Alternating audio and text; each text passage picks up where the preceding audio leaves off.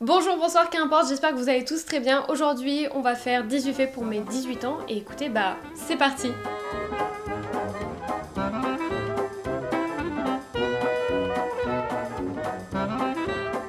Hey tout le monde, j'espère que vous allez tous super bien. Aujourd'hui, on se retrouve pour une nouvelle vidéo qui soigne l'égocentrisme et le narcissisme. Oui. Bonjour, bonsoir, qu'importe, bienvenue dans cette nouvelle vidéo. Aujourd'hui, on se retrouve pour 16 faits sur moi.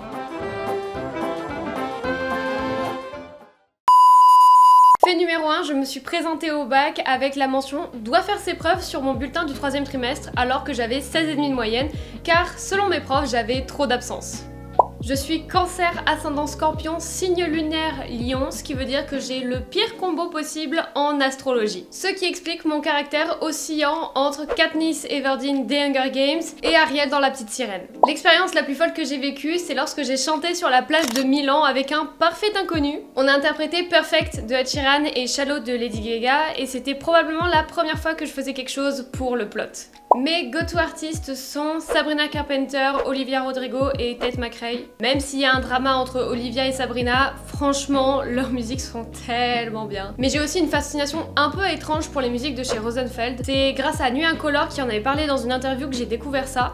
Et en fait, j'adore ces musiques. Si je suis bien addict à une chose, c'est à l'eau. Très classiquement, je bois de l'eau, je mange de l'eau, je suis de l'eau, j'adore l'eau. Dans 20-30 ans, il n'y en aura plus. Mais je pense que je suis aussi un petit peu addict aux mecs fictifs écrits par des femmes bien mignons, bien gaga, bien canards. Je suis née sur la côte méditerranée et pourtant je suis aussi blanche qu'un fantôme et ça fait peur à voir. J'y peux rien, j'ai beau essayer de bronzer par tous les moyens possibles, j'oscille toujours entre le blanc cassé et le blanc fantôme. Et effectivement, du coup, on dirait vraiment pas que je viens du sud, hormis l'accent que j'ai lorsque je m'énerve et lorsque je dis « oh con », il n'y a pas grand chose. Si j'étais une chanson, je serais probablement Titanium de Sia parce que c'est une chanson qui me correspond énormément et c'est ma chanson de cœur depuis que je suis toute petite. Pour rester dans le thème de la musique, quand on partait en vacances avec mes parents lorsque j'étais plus jeune, je me souviens qu'il y avait une chanson qu'on mettait à chaque fois, c'était Hot and Cold de Katy Perry. Je chantais du yaourt, mais je la connaissais tellement par cœur et je l'avais tellement pensée sur Just Dance que je me souvenais même de la chorégraphie, du coup sur mon siège auto je faisais quelques mouvements.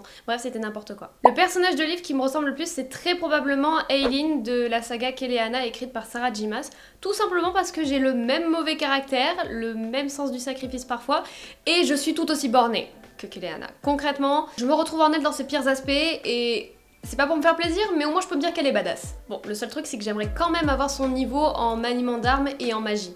Ça, ce serait cool. Une passion étrange que j'ai, c'est le fait d'étudier le comportement humain et les neurosciences et comment est-ce que nos émotions impactent notre quotidien. C'est un peu chelou, mais j'adore vraiment étudier le comportement non-verbal de certaines personnes. Je trouve ça tellement plus parlant que d'avoir une discussion avec. Ça fait un peu de moi une psychopathe, mais c'est toujours super cool.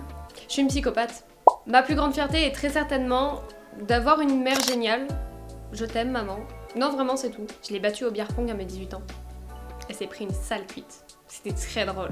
Un des meilleurs souvenirs que j'ai, c'est la soirée que j'ai passée à Paris avec des membres de la Pimpotée, du stream de chez Christelle Le Bailly. C'était une soirée incroyable, je l'ai passée entourée de personnes qui avaient 20, 30, 40 ans et je me suis jamais autant sentie à ma place qu'à ce moment-là. Vraiment, c'était une expérience incroyable et je me souviendrai toujours de ces heures passées avec Mimi Leili, dont je vous mets la chaîne en barre d'infos, qui vraiment... C'était les meilleures heures de la soirée, on se racontait des anecdotes, elle me faisait mourir de rire et vraiment une de mes meilleures soirées. Si j'avais le pouvoir de téléportation, je me téléporterais très certainement à Bali ou à New York. Ouais, peut-être en Thaïlande. Ou au Japon, peut-être Singapour ou New York. Je suis une putain d'indécise. La chose qui m'est le plus souvent reprochée par les personnes qui m'entourent, c'est très clairement de prendre les choses très à cœur, que ce soit en termes de projet ou en termes de rencontres. Je m'investis très vite beaucoup et j'ai tendance à voir les échecs vraiment mal, donc mon côté perfectionniste et mon hypersensibilité ne font pas souvent bon ménage et mes proches adorent me le rappeler. Si je pouvais déjeuner avec quelqu'un de très connu, je pense que j'inviterais à ma table Lena Situation ou Selena Gomez, peut-être Joyka.